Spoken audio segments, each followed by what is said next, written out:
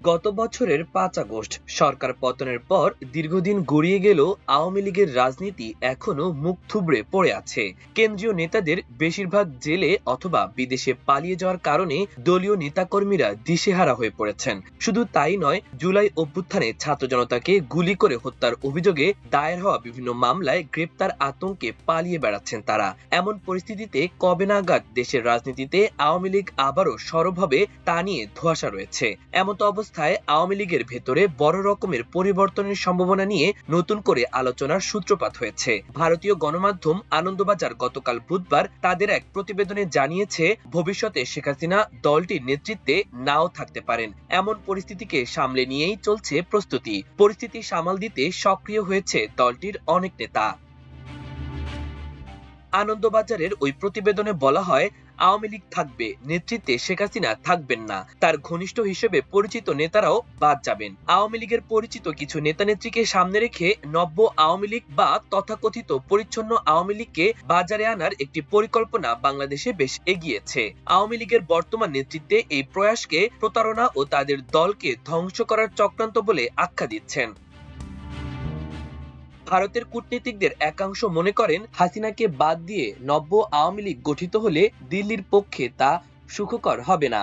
কারণ এই পরিকল্পনায় বাংলাদেশের যেসব আওয়ামী লীগ নেতানেত্রীর নাম উঠে আসছে তাদের ভাবমূর্তি আদৌ পরিচ্ছন্ন নয়। তার উপরে পাকিস্তান ঘনিষ্ঠ হিসেবে পরিচিত রয়েছে কয়েকজনের। ভারতের এক সাবেক কূটনীতিকের কথায়, বাংলাদেশের অভ্যন্তরীণ রাজনৈতিক বিষয় নিয়ে দিল্লির কিছু করণীয় নেই। কিন্তু আওয়ামী লীগ ঐতিহাসিকভাবে ভারতের বন্ধু ও আস্থাভাজন রাজনৈতিক শক্তি। তার নেতৃত্ব পাকিস্তান বান্ধবদের হাতে চলে গেলে ভারতের পক্ষে তা বিপর্যয়ের চেয়ে কম কিছু হবে না। জুলাই আন্দোলনে অংশ নেওয়া ছাত্রদের সদ্য গঠিত রাজনৈতিক দল জাতীয় নাগরিক পার্টি এনসিপির নেতা হাসনাত আব্দুল্লাহর একটি ফেসবুক পোস্ট নিয়ে কয়েক সপ্তাহ আগে হইচই হয়েছিল বাংলাদেশে। সেই পোস্টে হাসনাত অভিযোগ করেছিলেন, সেনাপ্রধান জেনারেল ওয়াকারুজ্জামান একান্ত বৈঠকে তাদের বলেছিলেন, প্রাক্তন স্পিকার শিরিন শারমিন চৌধুরী, ঢাকার সাবেক মেয়র ফজলে নূর তাপস, সাবেক সাংসদ সাবের হোসেন চৌধুরীর মতো পরিচ্ছন্ন ভাবমূর্তি নেতাদের নেতৃত্বে রিফাইন্ড আওয়ামী লীগ নির্বাচনে অংশ নিলে তাদের মেনে নিতে হবে। হাসনাত লেখেন, আমাদের বলা হয়, রিফাইন্ড আওয়ামী লীগ যাদের দিয়ে করা হবে তারা এপ্রিল মে থেকে শেখ পরিবারের অপরাধ স্বীকার করবেন, হাসিনাকে অস্বীকার করবেন এবং তারা বঙ্গবন্ধুর আওয়ামী লীগ করবেন এমন প্রতিশ্রুতি নিয়ে জনগণের সামনে হাজির হবেন।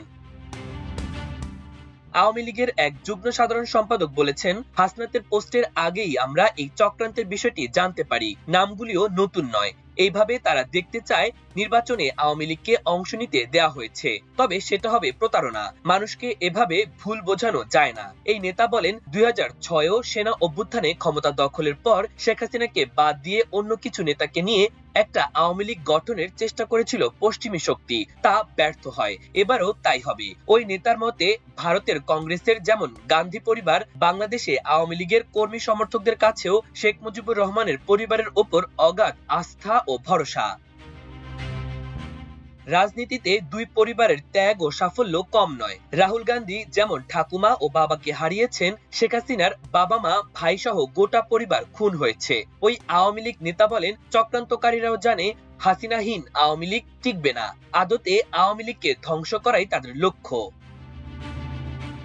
কলকাতায় আত্মগোপনে থাকা এক আওয়ামী লীগ নেতা জানাচ্ছেন, আপাতত এই রিফাইন্ড চক্রান্তই তাদের সবচেয়ে বড় মাথা ব্যথা হয়ে দাঁড়িয়েছে। বিভিন্ন এলাকায় আওয়ামী লীগ নেতাদের প্রস্তাব দেওয়া হচ্ছে, হাসিনার বিরুদ্ধে তোপ দাগলে তাদের নিরাপত্তার গ্যারান্টি দেয়া হবে, এলাকায় ফিরে নির্বাচনে অংশ নিতেও দেয়া হবে, অন্যথায় তাদের ভবিষ্যৎ হবে অন্ধকার। কয়েকজন বিএনপি নেতা এবং সেনাদের বংশোদ্ভূত ব্যবসায়ী ফোন করে এই প্রস্তাব দিচ্ছেন বলে তিনি জানান। হাসিনা ঘনিষ্ঠ এই নেতা জানাচ্ছেন, কলকাতায় আশ্রয় নেওয়া কিছু নেতাও এই দিকে ঝুঁকছেন বলে তারা খবর পেয়েছেন। এরা অন্যদেরও টানতে চেষ্টা করছেন। ওই নেতা বলেন, যাদের ক্লিন বলা হচ্ছে তাদের কেউই পরিচ্ছন্ন নন। এদের অনেকে চীন বা পাকিস্তানের সঙ্গে ব্যবসা করেন। সেই সব বাঁচাতেই দলের বিরুদ্ধে চক্রান্তে রাজি হয়েছেন।